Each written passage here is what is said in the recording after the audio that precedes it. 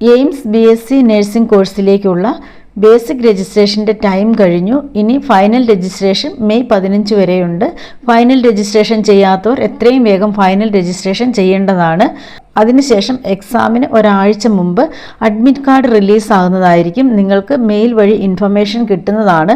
അപ്പോൾ നിങ്ങൾ ആ സെയിം സൈറ്റിൽ എവിടെയാണോ നിങ്ങൾ ആപ്ലിക്കേഷൻ എൻ്റർ ചെയ്ത് ആ സൈറ്റിൽ നിന്ന് തന്നെ അഡ്മിറ്റ് കാർഡ് ഡൗൺലോഡ് ചെയ്തെടുക്കേണ്ടതാണ്. അഡ്മിറ്റ് കാർഡ് ഇല്ലാതെ നിങ്ങൾക്ക് എക്സാമിന് പ്രവേശിക്കാൻ സാധിക്കുകയില്ല. ഹാർഡ് കോപ്പി തന്നെ വേണം. അതിൻ്റെ സോഫ്റ്റ് കോപ്പി ഒരിക്കലും അക്സെപ്റ്റ് ചെയ്യുന്നതല്ല. June 1 exam. എല്ലാവരും നന്നായി പ്രിപ്പയർ ചെയ്ത് പോകണം. ഈ വർഷം കഴിഞ്ഞ വർഷത്തേനേക്കാൾ കൂടുതൽ സ്റ്റുഡൻസ് എക്സാമിന് പാർട്ടിസിപ്പേറ്റ് ചെയ്യുന്നുണ്ട്. നിങ്ങൾക്ക് തന്നിരിക്കുന്ന സിലബസ് എല്ലാം നന്നായിട്ട് തറവായിട്ട് നിങ്ങൾ പഠിക്കണം. അതിൽ ഡിലിക്റ്റഡ് പോർഷൻ ഉണ്ട്. ആ പോർഷനും നിങ്ങൾ പഠിച്ചിട്ട് പോകണം. കാരണം ലാസ്റ്റ് ഇയറിൽ അതിൽ നിന്ന് ക്വസ്റ്റ്യൻ വന്നിരുന്നു. റിസർവേഷൻ കാറ്റഗറിയിലുള്ളവർ വാലിഡ് സർട്ടിഫിക്കറ്റുകൾ സബ്മിറ്റ് ചെയ്യേണ്ടതാണ്. വാലിഡ് സർട്ടിഫിക്കറ്റുകൾ സബ്മിറ്റ് ചെയ്തില്ലെങ്കിൽ അത് ജനറൽ കാറ്റഗറിയിൽ കൺസിഡർ ചെയ്യുന്നതായിരിക്കും. റിസർവേഷൻ സർട്ടിഫിക്കറ്റ് സബ്മിറ്റ് ചെയ്യാനുള്ളവർ വാലിഡ് ആയിട്ടുള്ള റിസർവേഷൻ സർട്ടിഫിക്കറ്റ് തന്നെ സബ്മിറ്റ് ചെയ്യണം. അല്ലെങ്കിൽ നിങ്ങൾ ജനറൽ കാറ്റഗറിയിലായിരിക്കും കൺസിഡർ ചെയ്യുന്നത്. ഒരിക്കലും റിസർവേഷൻ കാറ്റഗറിയിലെ മെറിറ്റ് ലിസ്റ്റിൽ വരുന്നതായിരിക്കുകയില്ല. OBC വിഭാഗത്തിൽ NCL സർട്ടിഫിക്കറ്റ് സബ്മിറ്റ് ചെയ്യേണ്ടവരും EWS വിഭാഗത്തിൽപ്പെട്ടവർ സബ്മിറ്റ് ചെയ്യേണ്ട സർട്ടിഫിക്കറ്റും ഏപ്രിൽ 1 മുതൽ മെയ് 15 ഇഷ്യൂ ചെയ്തതായിരിക്കണം. ഈ ഏപ്രിൽ 1 മെയ് 15 ഇഷ്യൂ ചെയ്തതും കൺസിഡർ ചെയ്യുന്നതായിരിക്കും.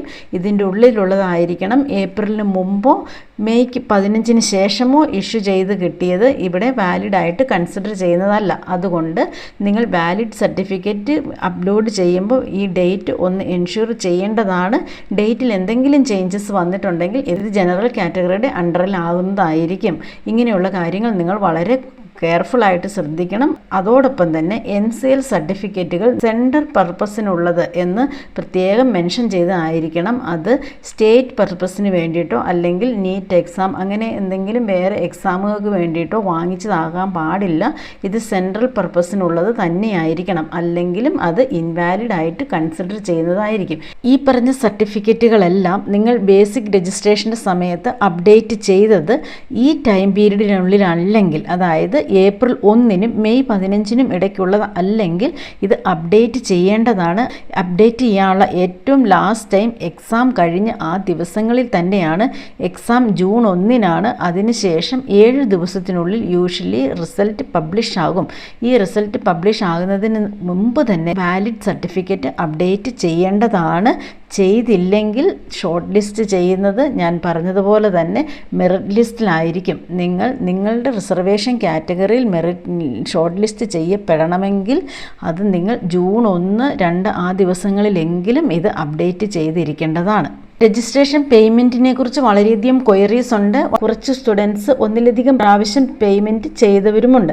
രജിസ്ട്രേഷൻ പേയ്മെൻറ്റ് ചെയ്യേണ്ട ലാസ്റ്റ് ഡേറ്റ് 14 മെയ് ആണ്.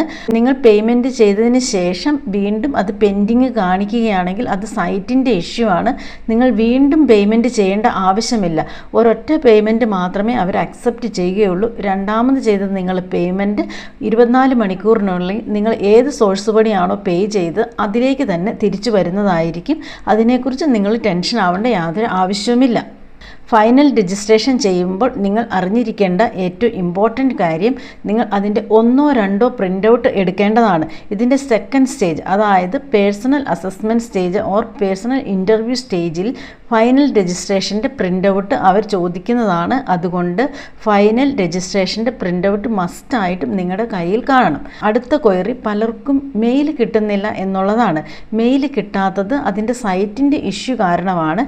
ബേസിക് രജിസ്ട്രേഷൻ കഴിഞ്ഞ് എനിക്ക് മെയിൽ കിട്ടി, ബട്ട് ഫൈനൽ രജിസ്ട്രേഷൻ ശേഷം മെയിലൊന്നും വന്നില്ല. ഇങ്ങനെ വളരെയധികം ക്വയറീസ് വരുന്നുണ്ട്. അതിന് കാരണം എയിംസിൻ്റെ സൈറ്റിൻ്റെ ഇഷ്യൂ ആണ്. അതിൽ നിങ്ങൾ പാനിക്കാവേണ്ട ആവശ്യമില്ല. Registration ID, password, RUC code, അതോടൊപ്പം തന്നെ ഫൈനൽ രജിസ്ട്രേഷൻ്റെ പ്രിൻ്റ് ഔട്ടും നിങ്ങളുടെ കയ്യിലുണ്ടെങ്കിൽ നിങ്ങൾക്ക് മെയിൽ വന്നില്ലെങ്കിലും യാതൊരുവിധ കുഴപ്പമില്ല. അടുത്തത് അഡ്മിറ്റ് കാർഡാണ്. അഡ്മിറ്റ് കാർഡ് ഡൗൺലോഡ് ചെയ്യുന്നതിന് വേണ്ടി നിങ്ങൾക്ക് മെയിൽ വരാറുണ്ട്. നിങ്ങൾ അതോർത്ത് ടെൻഷൻ ആവേണ്ട. ഒരു 26 മെയ് ആവുമ്പോൾ നിങ്ങൾ സൈറ്റിൽ, അതായത് www.aimsexam.ac.in ഈ സൈറ്റിൽ നിങ്ങൾ ചെക്ക് ചെയ്യാവുന്നതാണ്. അഡ്മിറ്റ് കാർഡ് അവൈലബിൾ ആയിരിക്കും. നിങ്ങൾ ആ അഡ്മിറ്റ് കാർഡ് ഡൗൺലോഡ് ചെയ്ത് എടുക്കേണ്ടതാണ്. പാരാമെഡിക്കൽ ആണെങ്കിൽ 20 ജൂൺ, കാരണം 26-നാണ് അവരുടെ എക്സാം. അപ്പോൾ 20 ജൂണിന് ശേഷം നിങ്ങൾക്ക് സൈറ്റിൽ നിന്ന് അഡ്മിറ്റ് കാർഡ് 26-ന് ശേഷം അവൈലബിൾ ആയിരിക്കും. നിങ്ങൾക്ക് ഡൗൺലോഡ് ചെയ്തിരിക്കാം. മെയിൽ വന്നില്ല, മെയിൽ വേണ്ടി നോക്കിയിരിക്കേണ്ട ആവശ്യമില്ല. പലപ്പോഴും സൈറ്റ് ഇഷ്യൂ കാരണമാണ് മെയിൽ നിങ്ങൾക്ക് വരാത്തത്. ഈ വർഷത്തെ എയിംസിൻ്റെ കട്ട് ഓഫ് മാർക്ക് ജനറൽ കാറ്റഗറിക്ക് 76 അതല്ലെങ്കിൽ അതിൽ കൂടുതൽ ആവശ്യമാണ്. EWS 75, OBC 73+, SC 68+, ST 65+. ഇത് നിങ്ങൾ മനസ്സിൽ വെച്ച് വേണം നിങ്ങൾ പഠിക്കാൻ. നിങ്ങൾക്ക് അതിൽ താഴെയാണെങ്കിൽ ഈ പറയുന്നതിൽ താഴെയാണ് മാർക്കെങ്കിൽ സെക്കൻഡ് ലെവൽ ഇൻ്റർവ്യൂവിലേക്ക് യാതൊരുവിധ ചാൻസും ഇല്ല. മിനിമം റാങ്ക് റിക്വയർഡ് ജനറൽ കാറ്റഗറിക്ക് 2700-ലും, EWS 5500, OBC 6300, SC 9800, ST 11700. ഈ റാങ്ക് ലിസ്റ്റ് അച്ചീവ് ചെയ്താൽ മാത്രമേ നിങ്ങളെ സെക്കൻഡ് ലെവൽ ഇൻ്റർവ്യൂവിനേക്ക് പരിഗണിക്കുകയുള്ളൂ. എയിംസിലെ വിവിധ കോളേജുകളിലേക്ക് അഡ്മിഷൻ ലഭിക്കാൻ ആവശ്യമായ മിനിമം റാങ്ക് ലിസ്റ്റാണ് നമ്മൾ ഇനി കാണാൻ പോകുന്നത്. ഫസ്റ്റ്, എയിംസ് ന്യൂഡൽഹി 1 to 220 റാങ്ക് ലിസ്റ്റിനുള്ളിൽ വന്നാൽ മാത്രമേ നിങ്ങൾക്ക് ന്യൂഡൽഹിയിലുള്ള എയിംസിൽ അഡ്മിഷൻ ലഭിക്കുകയുള്ളൂ.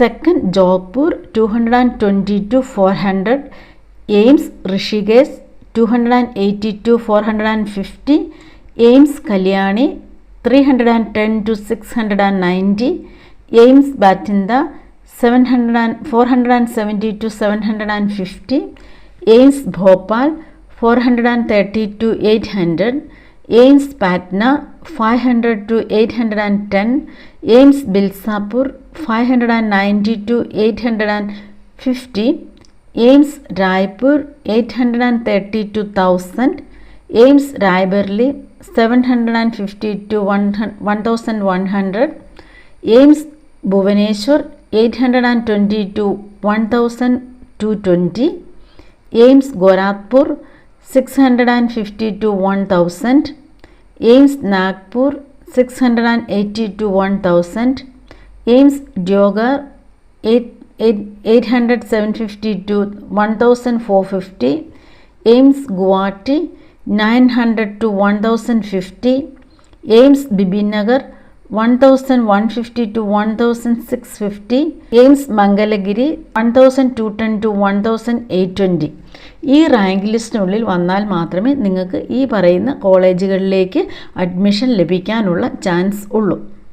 ഇനി വളരെ കുറച്ച് സമയമാണ് എക്സാമിന് പ്രിപ്പയർ ചെയ്യാൻ നിങ്ങളുടെ കയ്യിലുള്ളത്. അതിനാൽ നിങ്ങൾ ഹാർഡ് വർക്ക് ചെയ്യേണ്ടതാണ്. എല്ലാ പോർഷൻസും കംപ്ലീറ്റ് പഠിക്കണം. പ്രീവിയസ് ഇയർ ക്വസ്റ്റ്യൻസ് ഒക്കെ നിങ്ങൾ നോക്കുന്നത് നല്ലതാണ്. പല യൂട്യൂബ് സൈറ്റുകളിലും ഉണ്ട്. അതോടൊപ്പം നിങ്ങൾക്ക് പ്രീവിയസ് ക്വസ്റ്റ്യൻസ് നിങ്ങൾക്ക് ഡൗൺലോഡ് ചെയ്തെടുത്ത് പഠിക്കാനും സാധിക്കുന്നതാണ്.